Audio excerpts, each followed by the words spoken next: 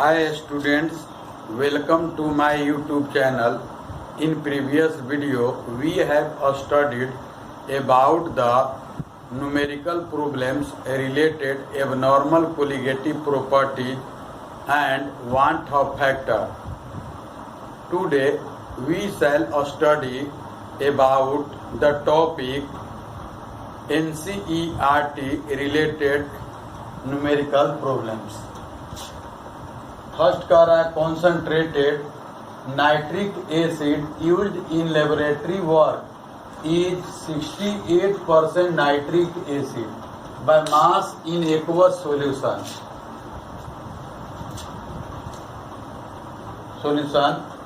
कह रहा है कि what would be the molarity of such a sample of the acid if the density of solution is 1.504 ग्राम पर millilitre. तो solution chapter में molarity, molality, normality, mole fraction, parts पर million etc concept का हम लोग स्टडी कर चुके हैं और पूरे सॉल्यूशन में जितने भी टॉपिक है उससे रिलेटेड एनसीईआरटी में लास्ट में आपको न्यूमेरिकल प्रॉब्लम एंड क्वेश्चंस दिया हुआ है, उसका हम लोग सोल्व करेंगे। तो याद होगा मोलारिटी में हमने आपको बताया था एक फार्मूला डिराइव किए थे मोलालिटी या मोलारिटी या नॉर्मलिटी इस तरह के निकालने के लिए। तो फार्मूला से भी निकाल सकते हैं, हम लोग सोल्व कर सकते हैं न्यूमेरिकल प्रॉब्लम्स को, और यूनिटरी मेथड के द्वारा भी हम लोग सोल्व कर सकते हैं। ये फार्मूला से है कि अगर x% W/W हो, ये दिया हुआ देखिए बाय मास कह रहा है 68% नाइट्रिक एसिड बाय मास कह रहा है इन एक्वस सॉल्यूशन। तो x% W/W का वैल्यू दिया हुआ 68 दिया हुआ, डेंसिटी ऑफ सॉल्यूशन D = 1.504 ग्राम पर millilitre, molecular weight of HNO3 acid = 63 ग्राम पर मोल हो गया। अब इसमें निकालना है मोलारिटी, तो मोलारिटी वाट हो गया, तो molarity is given by density के टर्म में फार्मूला हम डिराइव कर चुके हैं और इस वीडियो के डिस्क्रिप्शन बॉक्स में इसका लिंक भी होगा, इसको देखने का प्रयास कीजिएगा फिर से। मोलारिटी = 10 dx/मोला, मोलेकुलर वेट तो 10 हुआ, डी का वैल्यू 1.504 × 68 डिवाइडेड बाय 63। तो यहाँ पर जो x परसेंटेज है 68% के फॉर्म में नहीं लिखा जाता, केवल x के जगह पर जो वैल्यू है 68 उसको यहाँ मेंशन कर देंगे और 63 से डिवाइड करेंगे। इसको सोल्व करने पर आता है 16.23। कैपिटल M के द्वारा डिनोट करते हैं हम लोग मोलारिटी को, तो 16.23 capital M means that 16.23 moles of HNO3 dissolved in 1 litre of solution, इसका मीनिंग हुआ। नेक्स्ट प्रॉब्लम कहता है, और इसका सेकंड मेथड का, इसको हम लोग यूनिटरी मेथड से भी बना सकते हैं। 68% W/W HNO3 solution means that 68 gram of HNO3 dissolved in 100 gram of solution. Amount of solute दिया हुआ 68 ग्राम निकल गया, क्योंकि 68 ग्राम HNO3 डिजॉल्व्ड इन कितना में 100 ग्राम ऑफ सॉल्यूशन में, तो यहाँ 68 निकल गया, उसका मोलिकुलर मास हो गया 63, अमाउंट ऑफ सॉल्यूशन 100 ग्राम हो गया, डेंसिटी ऑफ सॉल्यूशन दिया 1.504 ग्राम पर मिलीलीटर, वॉल्यूम निकालना। तो D = हम लोग पहले से जान रहे हैं M/V है, तो V निकालने के लिए क्या करेंगे, मास अपॉन डेंसिटी करेंगे। तो मास अपॉन डेंसिटी, तो यहाँ से हम लोग क्या करते हैं, मास अमाउंट ऑफ सॉल्यूशन का दिया हुआ कितना, यह हो गया 100 हो गया 1.50, इतना ये मिलीलीटर आ गया, ग्राम से ग्राम कैंसिल, तो इतना मिलीलीटर क्या हुआ, वॉल्यूम हुआ। मोलारिटी निकालने के लिए किसी भी सॉल्यूशन के वॉल्यूम की रिक्वायरमेंट होना चाहिए, तो वॉल्यूम की रिक्वायरमेंट है, तो ये वॉल्यूम में बदल दिए। Millilitre solution contain 68/63 moles of HNO3, therefore 1000 millilitre में निकालेंगे 68 × 1000 और डिवाइडेड बाय 63 हुआ, आइए ऊपर में चला जाएगा और यहाँ पर 100 नीचे, आइए ऊपर चला जाएगा।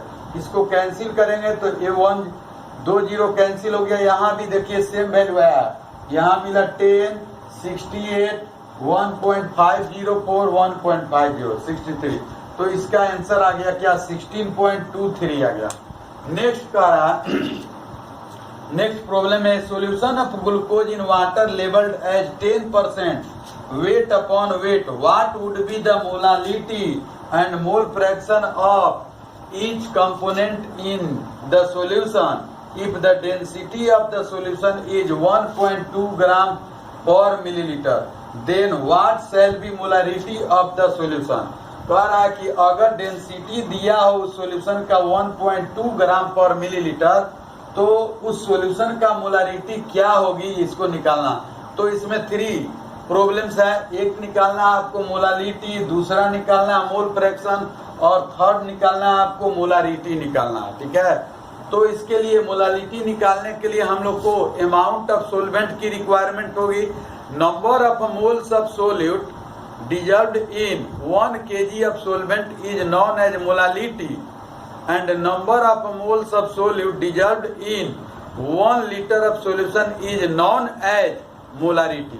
तो मोलारिटी निकालने के लिए चाहिए अमाउंट ऑफ सोलवेंट चाहिए, तो 10% W/W glucose solution weight upon weight के टर्म में है, means that 10 gram of glucose present in 100 gram of solution, amount of solute equal to 10 gram, molecular weight of glucose का 180 ग्राम पर मोल हो गया। अमाउंट ऑफ सोलवेंट निकालना है तो 100 ग्राम सॉल्यूशन है, उसमें से 10 अमाउंट ऑफ सोल्यूट घटा देंगे तो 90 ग्राम आ गया। मोलालिटी ऑफ सॉल्यूशन निकालना है। मोलालिटी ऑफ सॉल्यूशन का फॉर्मूला हुआ x multiply 1000 gram divided by molecular mass multiply W ग्राम हो गया, तो 10 multiply 1000 divided by 180 multiply 90। Molality निकालने के लिए यहाँ कभी भी 100 रखिएगा तो क्या होगा, आंसर कभी भी सही नहीं आएगा। मोलालिटी निकालने के लिए हमेशा हम लोग क्या करते हैं, अमाउंट ऑफ सोलवेंट की रिक्वायरमेंट है, 100 रखेंगे तो वह होगा अमाउंट ऑफ सॉल्यूशन। तो यहाँ से सोल्व करेंगे तो 100 डिवाइडेड बाय 2 जीरो कैंसिल हो जाएगा, 100 हो जाएगा, 18 में ये 9 से मल्टीप्लाई करेंगे तो क्या आएगा 162। अब इसको डिवाइड करेंगे तो आ जाएगा इतना। मोलालिटी आया स्मॉल m से, मोलालिटी को डिनोट करते हैं कैपिटल M से, मोलारिटी को डिनोट करते हैं। अब इसमें मोलालिटी निकल गया, मोल फ्रैक्शन और मोलारिटी को निकालते हैं।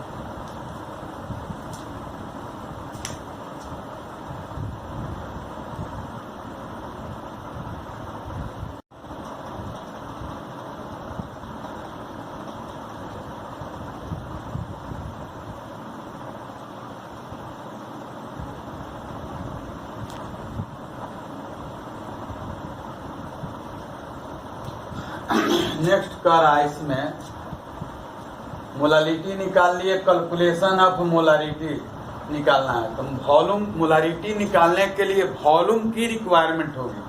तो वॉल्यूम ऑफ सॉल्यूशन निकालने के लिए amount of solution divided by density of solution होगा। 100 डिवाइडेड बाय 1.2 मिलीलीटर आ गया। मोलारिटी का फार्मूला हुआ x multiply 1000 millilitre divided by molecular mass multiply v millilitre.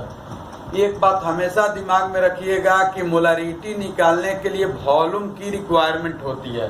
तो यहाँ से हम लोग निकाल सकते हैं, 10 दिया हुआ multiply 1000 multiply 1.2 divided by 180 multiply 100, इसको हम लोग बना सकते हैं 10 dx अपॉन मोलेकुलर मास पर भी हम लोग निकाल सकते हैं। 10 वही वैल्यू आएगा, d का वैल्यू 1.2 हो जाएगा और x का वैल्यू दिया हुआ है 10, तो यहाँ 10 रख देंगे और मोलेकुलर वेट 180 आ जाएगा। तो यहाँ से इसके आधार पर भी हम लोग निकाल सकते हैं 10 dx अपॉन मोलेकुलर वेट। तो वैल्यू रखेंगे तो 10 आ जाएगा, d 1.2 है, x का वैल्यू 10 है, ठीक है, x% और डिवाइडेड बाय मोलेकुलर वेट कितना हो जाएगा 180 आ जाएगा। इसको भी सोल्व करेंगे तो यहाँ से 0 कैंसिल कीजिए और 10 में 1.2 से तो 12 डिवाइडेड बाय 18 आ जाएगा, इतना आ जाएगा। लास्ट क्वेश्चन है कैलकुलेशन ऑफ मोल फ्रैक्शन। तो मोल फ्रैक्शन निकालने के लिए किसी भी सबस्टांस का सॉल्यूशन में मोल फ्रैक्शन निकालना तो फ्रैक्शनल है, वैल्यू है, तो उसके नंबर ऑफ मोल्स में हम लोग टोटल नंबर ऑफ मोल्स से क्या करते हैं, डिवाइड करते हैं। तो पहला नंबर मोल्स निकालना होगा, तो number of moles of glucose equal to 10 divided by 180 हो गया, इक्वल टू 1/80 आ जाएगा। Number of moles of H2O तो 90 डिवाइडेड बाय 80 है 5 आ जाएगा। एक से ग्लूकोज का मोल फ्रैक्शन निकालना, तो उसके नंबर ऑफ मोल्स में टोटल से डिवाइड करेंगे, तो 1/18 और 1/18 प्लस 5 तो 1/18 हो गया। और इसका एलसीएम लेंगे तो फाइनल आ जाएगा 91/18 आ जाएगा, इक्वल टू तो 1/18 है, 18 ऊपर चला जाएगा, 18 से 18 कैंसिल 91 तो 0.011 आ जाएगा। अब ये as we know that mole fraction of mole fraction of solute plus solvent is equal to 1 होता है। मोल फ्रैक्शन सोल्यूट का और सोलवेंट का दोनों का इक्वल हम लोग का सम करेंगे तो ये 1 के बराबर आएगा। तो 1 से H2O equal to 1 minus glucose हो गया, 1 से H2O इक्वल टू 1 माइनस 0.011। इसको घटा के ऐसे निकाल सकते इसके द्वारा, या दूसरे वे में x water equal to n water, number of moles of water divided by number of moles of water plus number of moles of glucose हो जाएगा, टोटल नंबर ऑफ। तो इसके आधार पर भी निकाल सकते हैं। नेक्स्ट क्वेश्चन है, बहुत ही इंटरेस्टिंग एक क्वेश्चन है, बहुत ही इंपॉर्टेंट एक क्वेश्चन है। अब इसको हम लोग सोल्व कैसे करते हैं, तो कह रहा है कि हाउ मेनी मिलीलीटर ऑफ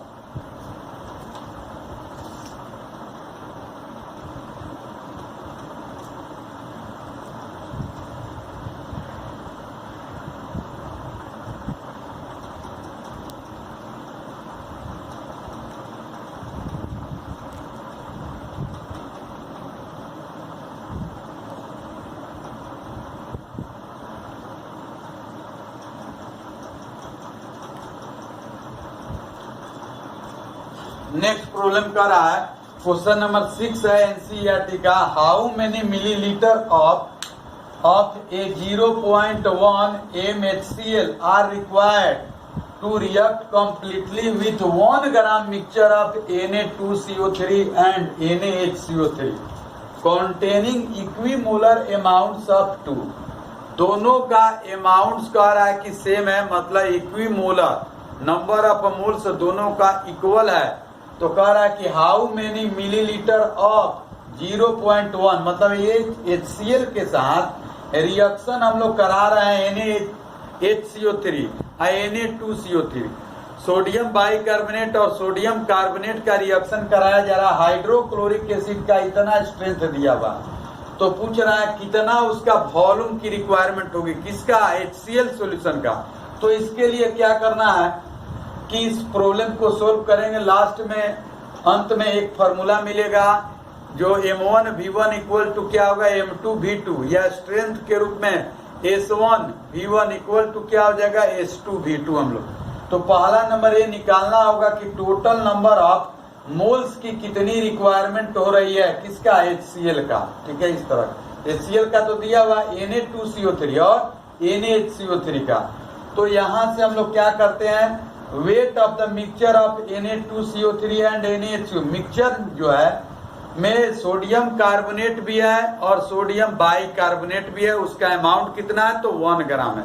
तो एक का x मानेंगे तो दूसरे का क्या हो जाएगा, 1 माइनस x हो जाएगा। वेट ऑफ NaHCO3 बाइकार्बोनेट का हो गया, number of moles of Na2CO3 का। तो इसके अमाउंट में हम लोग क्या करेंगे, इसके मोलेकुलर मास से डिवाइड कर देंगे, तो x/106 आ गया। Number of moles of NaHCO3 equal to 1 minus x divided by 84 आ गया।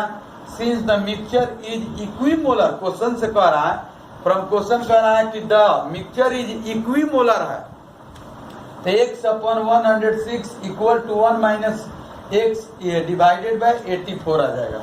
अब यहाँ से इसको सोल्व करेंगे तो x का अमाउंट ये क्रॉस मल्टीप्लाई कर देंगे तो 84x equal to 106 minus x हो गया, और इसके बाद इधर से करेंगे तो 84 हो जाएगा x, 84x, इसको इधर लाएंगे तो प्लस हो गया 106, 1 इसको सम करेंगे तो 190x इक्वल टू 106 हुआ, x equal to 106 divided by इतना आ गया 0.55 ग्राम आ गया। तो एक का अमाउंट मिक्सचर में 0.55, तो वेट ऑफ NaHCO3 बाइकार्बोनेट का 1 माइनस एक्स कर देंगे तो 0.45 हो गया। अब न्यूट्रलाइजेशन जो रिएक्शन हो रही है कंप्लीटली, इसका रिएक्शन का मोड ये है Na2CO3 plus 2HCl reaction symbol 2NaCl plus CO2 plus H2O 1 mole Na2CO3 equal to हो गया 106 ग्राम हो गया। और 2 मोल HCl के साथ इसका 1 मोल तो इसका 2 मोल, इसका 1 मोल बाइकार्बोनेट से तो बाइकार्बोनेट के साथ हाइड्रोक्लोरिक एसिड का भी 1 ही मोल भाग ले रहा है कंप्लीट न्यूट्रलाइजेशन में। अब इसके आधार पर हम लोग अमाउंट निकाल लेंगे कितना HCl का है और इस रिएक्शन के अनुसार। तो वह सपोज कीजिए सिंस 106 ग्राम Na2CO3 रिक्वायर्ड 2 मोल HCl, देयरफॉर 0.55 ग्राम Na2CO3 रिक्वायर, इतना यह हो जाएगा आपको मोल हो जाएगा। तो इसको मल्टीप्लाई करने पर 1.1 आ गया डिवाइडेड बाय 106 इक्वल टू आ गया 0.01। तो ये 0.01 मोल्स आ गया किसका, ये HCl का। अब हम लोग निकालेंगे किसका, बाइकार्बोनेट का। इसी वे में निकालते हैं तो टोटल कर देंगे, या टोटल करने के बाद टोटल जब नंबर ऑफ मोल्स की रिक्वायरमेंट पता चल जाएगा तो इसके आधार पर हम लोग क्या करेंगे, क्योंकि 0.1 MHCl जो है वो उसका स्ट्रेंथ दिया हुआ, अब बाइकार्बोनेट का अलग और कार्बोनेट का अलग हम लोग नंबर ऑफ मोल्स रिएक्शन के द्वारा निकाल सकते हैं। निकालने के बाद हम लोग M1V1 इक्वल टू M2V2 पर इसको सोल्व करेंगे।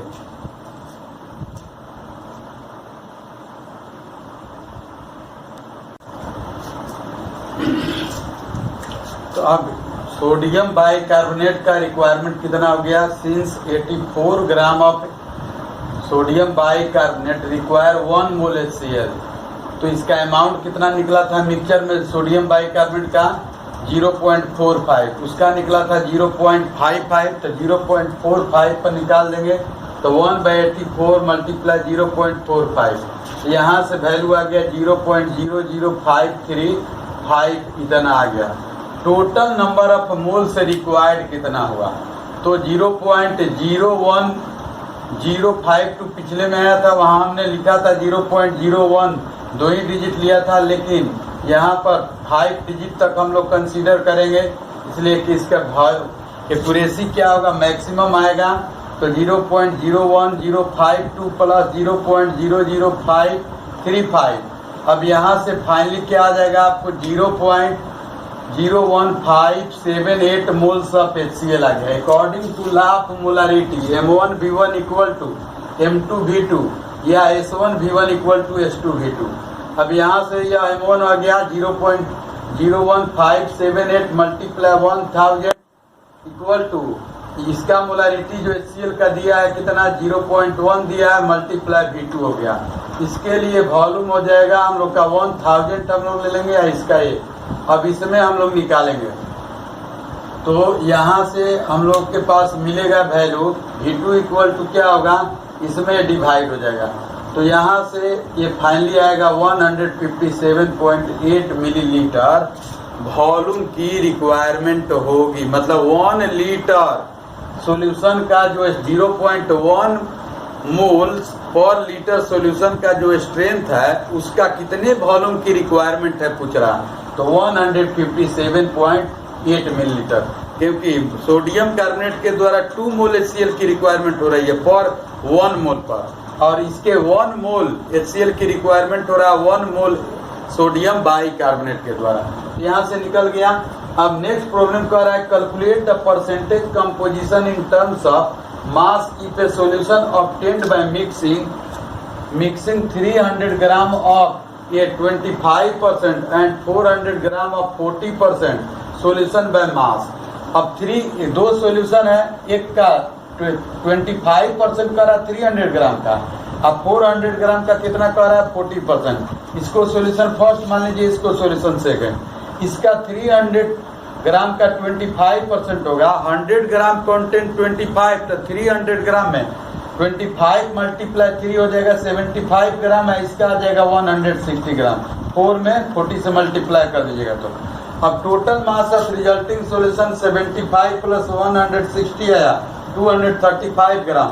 अब जो रिजल्टिंग सॉल्यूशन आ गया, जो इसमें सॉल्यूशन का जो दिया था यह 300 ग्राम और 400 का 25% था 40, तो अब रिजल्टिंग सॉल्यूशन जो बना उसका परसेंटेज कंपोजिशन पूछ रहा है। तो हम लोग निकाल सकते हैं, since 235 gram of resulting solution contain 75 gram of solution first हो गया, 100 ग्राम में इतना आ गया 31.9%। Amount of solution second in resulting solution equal to 100 minus, इसको घटा दीजिए, या दूसरे में 235 gram of resulting solution contain कितना 160 ग्राम, तो अब सॉल्यूशन सेकंड हो जाएगा, तो यहाँ से निकल जाएगा, इस वे में निकालिए या इस वे में।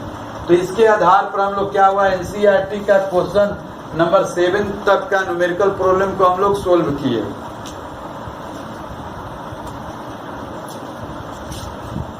Tomorrow onwards we shall start the remaining numerical problems of NCERT of chapter solution. Please subscribe, like, share and comments. Thanks.